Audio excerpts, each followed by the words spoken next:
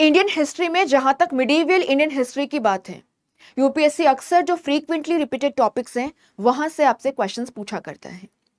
And as far as the early medieval Indian history is concerned, that is the time period between 750 to 1200 CE of the Indian history, the imperial Cholas, which dominated the affairs of the south at least from the middle of the 9th century till the end of the 12th century, is one of the favorite topics of UPSC, be the prelims exam or the mains exam.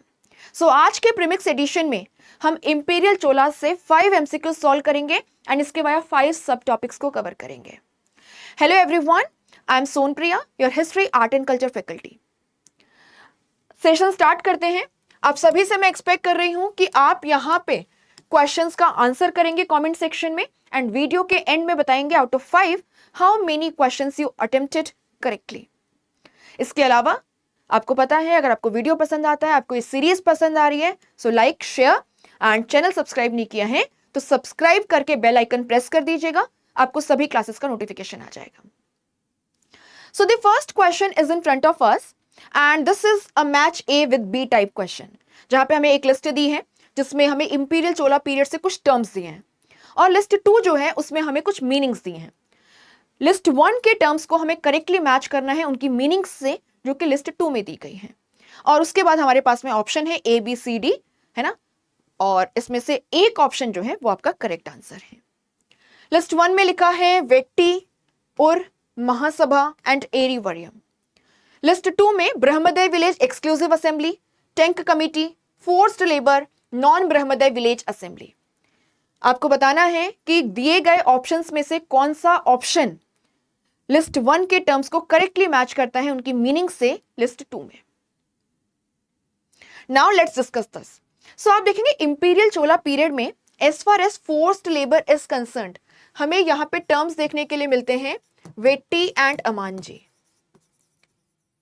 Vetti and अमांजी. So A का correct match है third and ये हमें केवल option D में दिखता है, यानी this is our correct answer. पर बाकी ऑप्शंस भी देख लेते हैं. तो as far as the Chola village administration is concerned, आप देखेंगे कि आपको 2 टाइप के विलेजेस देखने के लिए मिलते हैं.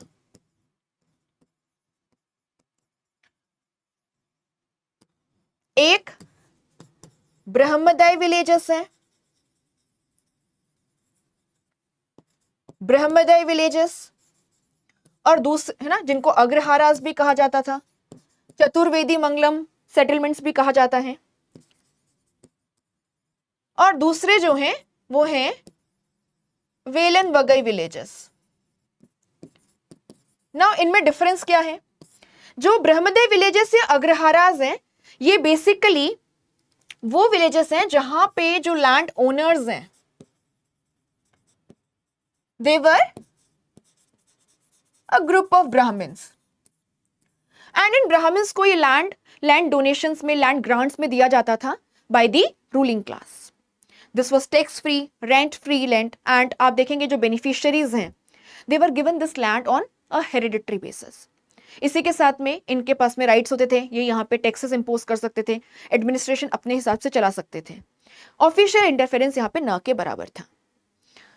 और इन विलेजेस में जो गवर्निंग विलेज असेंबली है उसे कहा जाता था सभा या फिर महासभा, विलेज असेंबली. नाउ जो आपकी सभा है उसके मेंबर्स को किस तरीके से चूज किया जाता था, क्या एलिजिबिलिटी क्राइटेरिया था, क्या डिस्क्वालिफिकेशन क्राइटेरिया था, ये किस तरीके से काम करती थी, इसके बारे में हमारे पास में डिटेल्ड इंफॉर्मेशन आती है उत्तरामेरूर इंस्क्रिप्शन से. दरअसल उत्तरामेरूर जो है ये एक छोटा सा गांव है आपके तमिलनाडु के कांचीपुरम डिस्ट्रिक्ट में. यहां पर ये एक छोटा सा गांव है. अब यहां पर एक टेंपल है दी वैकुंठ पेरुमल टेंपल एंड ये जो वैकुंठ पेरुमल टेंपल है ये नंदीवर्मन सेकंड के समय का है, पल्लवा रूलर जो थे. इस टेम्पल की वॉल पे आपको उत्तिरामेरूर इंस्क्रिप्शन मिलता है। अब ये जो इंस्क्रिप्शन है ये किस पीरियड का है? दो है ये पल्लवा टेम्पल की वॉल पे, but this inscription is from Parantaka first time period, है ना। ये प्रांतक फर्स्ट के टाइम पीरियड का है, यानी कि बेसिकली 10th सेंचुरी से है। और ये हमें डिटेल में बताता है कि किस तरीके से ब्रह्मदय या जो अग्रहारा विलेजेस हैं, क्योंकि उत्तिरामेरूर जो है ब्रह्मदय सेटलमेंट था, वहां पे जो सभा है, जो विलेज असेंबली है, वो काम किया करती है, उसके मेंबर्स को किस तरीके से चूज किया जाता है एंड है ना, ऑल दोस थिंग्स। जो वेलन वगैरह विलेजेस हैं, यहां पर हम क्या देखते हैं? यहां पे हम देखते हैं कि जो बेसिकली लैंड ओनर्स हैं, जो लैंड ओनर्स हैं, दे वर फ्रॉम नॉन ब्राह्मण कास्ट, ठीक है, नॉर्मल विलेजेस हैं ये। और यहां पे जो विलेज असेंबली है उन्हें कहा जाता था उर, ठीक है, उर। उर किस तरीके से फंक्शन करती थी, इसके बारे में डिटेल्स जो है वो हमारे पास नहीं है, बट हमें ये बात बहुत अच्छे से पता है कि Cholas had a well organised administrative system and efficient administration, and जहां पे आपको सेंट्रलाइजेशन भी देखने के लिए मिलेगा, but at the same time decent amount of local autonomy. So हम अगर उर का देखें तो आप यहां पे देखेंगे non brahmadeya village assemblies, right, B का 4, mahasabha brahmadeya village exclusive assembly, and as far as Erivariyam is concerned, so आप देखेंगे कि जो सभा है which was basically the governing assembly in the Agrahara और the ब्रह्मदय settlements, the है ना ब्रह्मदय settlements, यहाँ पे जो सभा के members हैं they were organized into various committees. So Wariyam जो है it means committee, it means committee, and एरी वरियम वो कमिटी थी जो बेसिकली टैंक्स के कंस्ट्रक्शन, मेंटेनेंस, रिपेयर के लिए रिस्पॉन्सिबल होती थी। तो आप यहाँ पे देख सकते हैं हमारा जो करेक्ट आंसर है वो है डी। डिटेल्स में आप यहाँ पे वीडियो को पॉज करके भी पढ़ सकते हैं, एंड आप चाहें तो हमारे Telegram channel sleepy classes prelims pro से इसकी वीडियो को देख सकते हैं, है ना, जो भी पीडीएफ है उसे डाउनलोड करके भी पढ़ सकते हैं। सेकेंड क्वेश्चन कुडावोले सिस्टम के रेफरेंस में है। 3 स्टेटमेंट्स दिए हैं। पहले में लिखा है कि कुडावोले सिस्टम जो है ये चोला एम्पायर के समय जो विलेज असेंबलीज हैं उनके मेंबर्स को इलेक्ट करने का एक मेथड था। दूसरे में लिखा है केवल जो मेल मेंबर्स हैं जिनकी एज 35 to 70 ईयर्स के बीच में हो, जो लैंड ओन करते हो, जिनके पास में एडमिनिस्ट्रेशन की नॉलेज हो या जो स्क्रिप्चर्स हैं उनकी नॉलेज हो, they were eligible to become a member of the village assembly.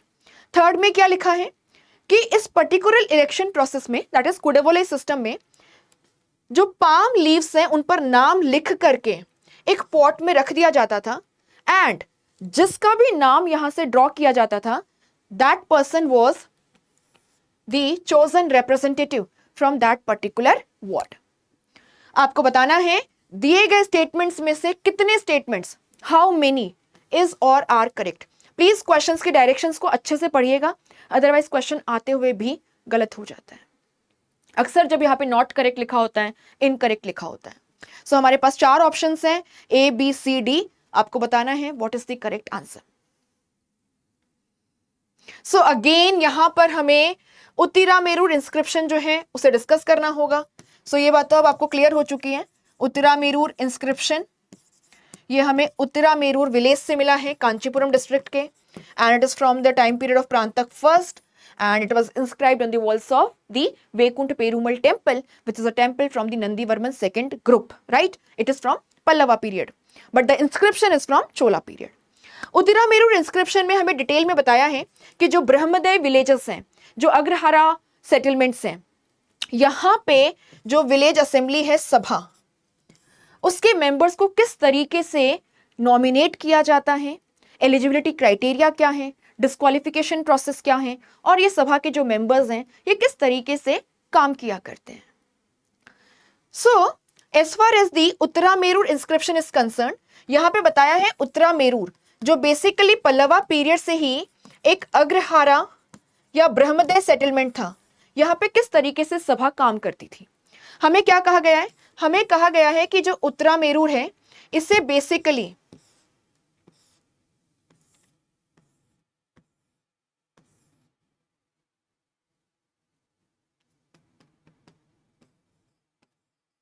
इस तरीके से 30 वार्ड्स में डिवाइड किया गया था। ठीक है, 30 वार्ड्स में डिवाइड किया गया था ना। हर एक वार्ड से एक रिप्रेजेंटेटिव को चुनना होता था, 1 रिप्रेजेंटेटिव। यानी आप क्या देखेंगे, सभा के टोटल मेंबर्स कितने हो गए, 30 मेंबर्स, 1 मेंबर फ्रॉम ईच, है ना, 1 मेंबर फ्रॉम ईच वार्ड। अब इन्हें चुना कैसे जाएगा, तो कहा गया कि देखो कुछ कुछ ना एलिजिबिलिटी क्राइटेरिया है।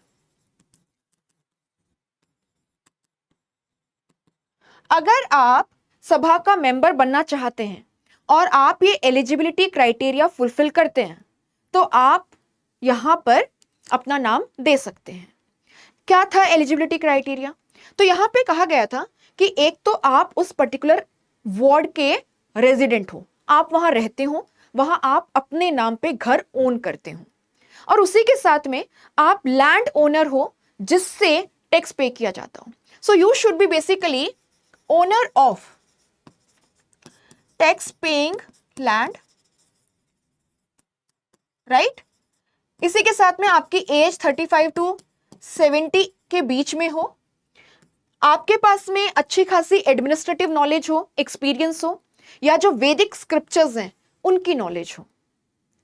सर्टेन एग्जेम्पशंस वर गिवन कि मान लीजिए आप लैंड ओन नहीं करते हैं बट आपके पास में वैदिक स्क्रिप्चर्स की अच्छी खासी नॉलेज है, आप एडमिनिस्ट्रेटिव अक्यूमेंट रखते हैं, आपकी एज 35 टू 70 ईयर्स के बीच में है, तो भी आप यहां पर है ना, यहां पर बेसिकली खुद को नॉमिनेट कर सकते हैं। ठीक है, अब जितने भी इंटरेस्टेड एंड एलिजिबल कैंडिडेट्स हैं उन सब के नाम को पाम लीफ पर लिखा जाता था, है ना, यहां पे नाम लिख दिया इस तरीके से, और इस पाम लीफ को बेसिकली एक पॉट में डाल दिया जाता था। अब इस तरीके से यहाँ पे बहुत सारे जो पाम लीफ टिकट्स हैं उनको डाल दिया गया है ऑफ द, है ना, of the people who were interested to be chosen as representative from a particular ward and were eligible to। यहाँ पे ना कुछ कुछ डिस्क्वालिफिकेशन का क्राइटेरिया भी था कि आप यहाँ पे पार्ट नहीं ले सकते हैं, है ना, अगर आप पिछले 3 सालों में ऑलरेडी किसी कमेटी के मेंबर रहे हैं तो इस तरीके से तो इंश्योर किया जाता था कि बेसिकली सबको चांस मिले, है ना, power should not be concentrated. तो डेमोक्रेटिक प्रोसेस भी है थोड़ा सा, एटलीस्ट डेमोक्रेटिक स्पिरिट है। तो आप यहाँ पे देखेंगे पाम लीव्स को इस पॉट में डाल दिया जाता था। फिर एक बच्चा जो 9 से 12 साल का हो, न्यूट्रल हो, है ना, उससे कहा जाता था कि आप इसमें से एक नाम पिक कर लीजिए, है ना, बिना देखे वो एक नाम पिक करेगा और जिसका भी नाम उस पाम लीफ पर लिखा होता था that person was chosen as the representative from this particular, है ना, this particular ward for 1 year.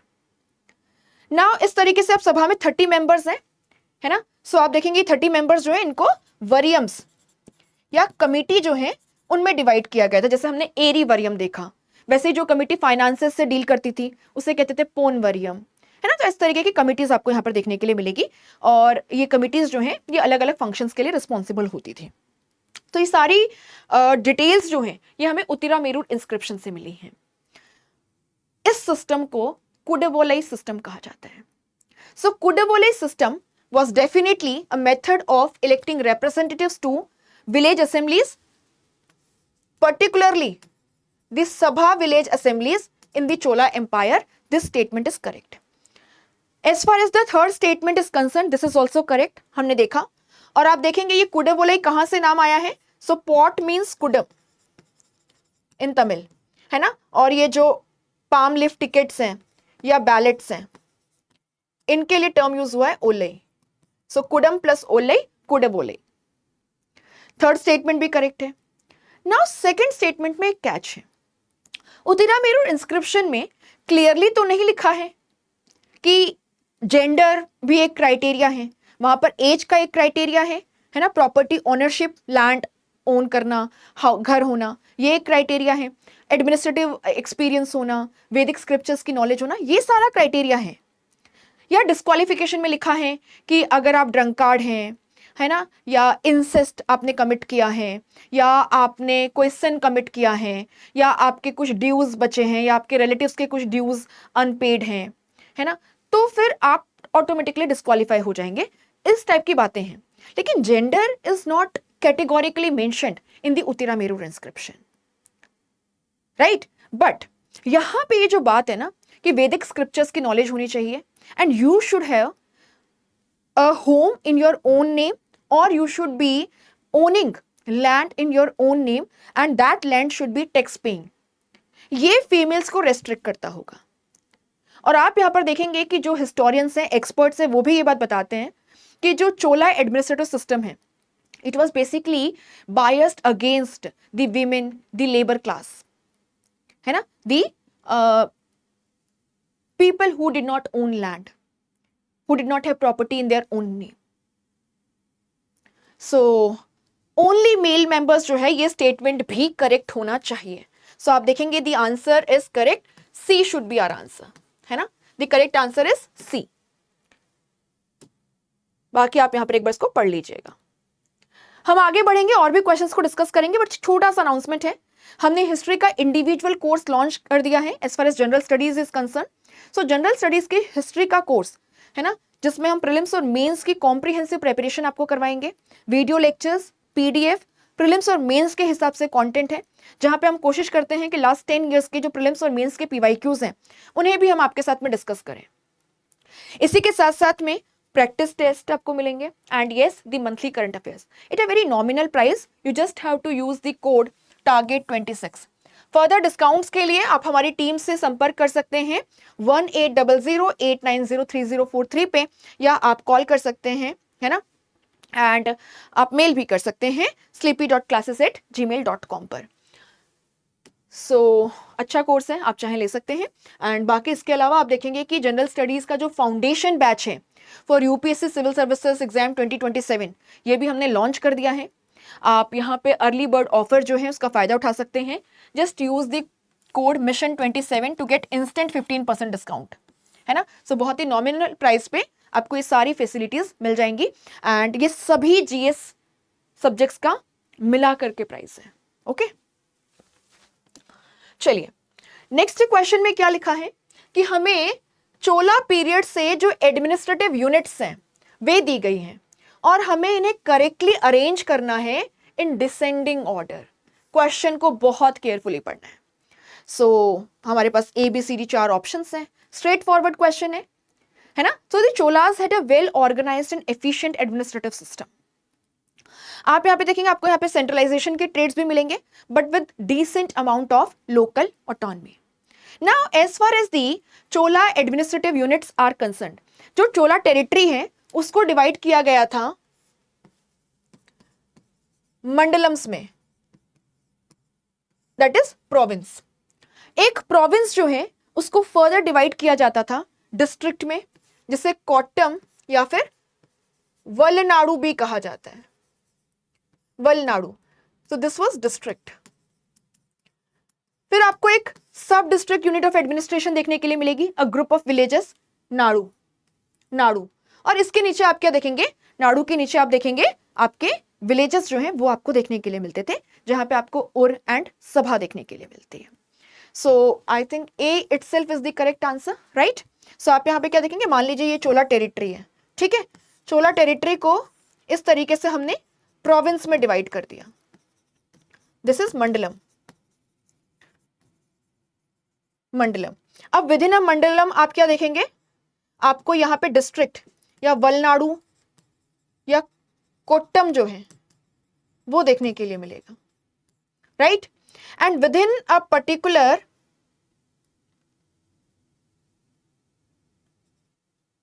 Valanadu और कोट्टम डिस्ट्रिक्ट आपको ग्रुप ऑफ विलेजेस या नाडु देखने के लिए मिलेंगे, एंड नाडु के अंदर आपको विलेजेस देखने के लिए मिलेंगे जो ऊट टाइप के या सभा टाइप के हो सकते हैं। So this is mandalam, right, this is valanadu और kottam, this is nadu, and nadu के अंदर आपको उर और sabha. So A itself is the answer, है ना, the correct answer is A. So आप यहां पर देख सकते हैं कि जो चोला टेरिटरीज है they were divided into mandalam, valanadu and nadu and then the villages. Villages में उर और सभा जो है they were the governing assemblies in the vellanvagai and the brahmadeya villages respectively.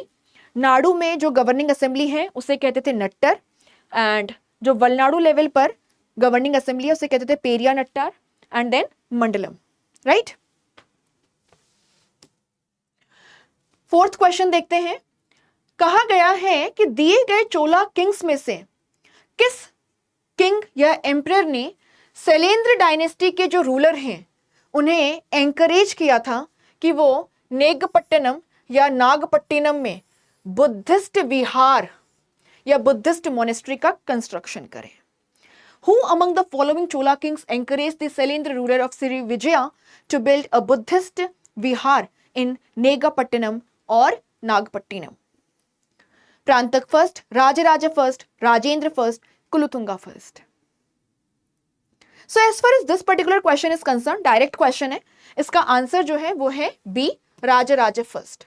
So आप देखेंगे कि Rajaraja first had good diplomatic ties with the Shailendra dynasty of Srivijaya Empire, which was ruling the Malaysia, Indonesia area of present times. And Rajaraja first, as a political and diplomatic measure, granted permission to the ruler Srimara Vijayatunga Varman of Shailendra dynasty of Srivijaya Empire to build a monastery at Nagapattinam, and the name is Chudamani Vihar or Chudamani Monastery. Rajendra first का जो naval campaign है against the Shailendra dynasty and their feudatories, the rulers of केडाराम और केढ़ा, Malaysia, ये आप सबको पता है क्योंकि उसको 1000 साल पूरे हो गए हैं, है ना. So Rajendra first, the great Chola ruler, the son and successor of Rajaraja first, he had led a he had basically sent a naval expedition against the Shailendra dynasty of Srivijaya Empire in 1025 CE. इस event को 1000 years पूरे हो गए हैं and आपने देखा होगा prime minister ने रिसेंटली इसीलिए 1000 के कॉइन्स इशू किए हैं, है ना, 1000 के सिल्वर कॉइन्स इशू किए हैं to basically commemorate this event. But yes, Rajaraja first जो है he had good diplomatic ties with the Shailendra dynasty of Srivijaya Empire and he had basically granted permission or he had encouraged the ruler of Shailendra dynasty of the Srivijaya Empire, Shri Mara Vijayatunga Varman, to build a monastery or vihara at Nagapattinam, and the vihara is Chudamani Vihar. Now इस question को देखिए. Consider the following statements regarding कवि चक्रवर्ती कंबन. सो कंबन के respect में हमें 2 statements दिए हैं और हमें कहा है कि इनमें से कौन सा स्टेटमेंट या कौन कौन से जो स्टेटमेंट्स हैं वो करेक्ट हैं. फर्स्ट स्टेटमेंट में लिखा है कंबन के द्वारा रामवतरम, है ना, रामवतरम जो है इसे कंपोज किया गया and this is basically the Tamil version of Ramayan. Second में लिखा है कवि चक्रवर्ती कंबन जो है वो राजराजा चोल फर्स्ट के कंटेम्पररी थे. आपको यहां पे बताना है करेक्ट आंसर क्या है. नाउ कवि चक्रवर्ती कंबन और उनकी जो कंब रामायण है जिसका नाम ऑल्टरनेटिवली रामवतरम है, this is a Tamil adaptation of the Ramayan or Tamil version of Ramayan. This statement is definitely true, right? As far as the second statement is concerned, आप यहाँ पे देखेंगे कवि चक्रवर्ती कंबन जो है he was basically patronized by Kulothunga third, है ना, Kulothunga third of the imperial Cholas, not by Rajaraja Chol first. So this statement is incorrect. Our correct answer is one only, that is A. One only, that is A. कुलोथुंगा, आप यहाँ पे time period देख सकते हैं 12th 13th century, इसको note करिएगा. तो आज के लिए इतना था. अपना स्कोर जरूर बताइएगा. बाकी जनरल स्टडीज हिस्ट्री का इंडिविजुअल कोर्स लॉन्च हो चुका है जहां पे हम प्रीलिम्स और मेंस के हिसाब से आपको comprehensively video lectures, PDF and current affairs as well as practice test provide कर रहे हैं बहुत ही नॉमिनल प्राइस पे। Target 26 is the code that you can use. So अगर आप है ना किसी भी पर्टिकुलर टीचर का कोर्स पढ़ना चाहते हैं जनरल स्टडीज का, तो इंडिविजुअल कोर्सेज हमारे प्लेटफॉर्म पर अवेलेबल हैं। एंड हमने जनरल स्टडीज का फाउंडेशन बैच भी लॉन्च कर दिया है for UPSC civil services exam 2027। क्योंकि यार देखो, एटलीस्ट 1.5 से 2 साल लगता है इस एग्जाम के लिए ढंग से प्रिपेयर करने के लिए, अगर आप अपने फर्स्ट अटेम्प्ट में ही एक अच्छा रैंक स्कोर करना चाहते हैं। तो उसी बात को ध्यान में रखते हुए ये कोर्स अभी लॉन्च किया गया है। You can go for it and आपको कोड यूज करना है mission 27 and you will instantly get 15% discount. और ये सारा जीएस आपका कवर हो जाएगा यहाँ पे, है ना, all the subjects. Thank you so much and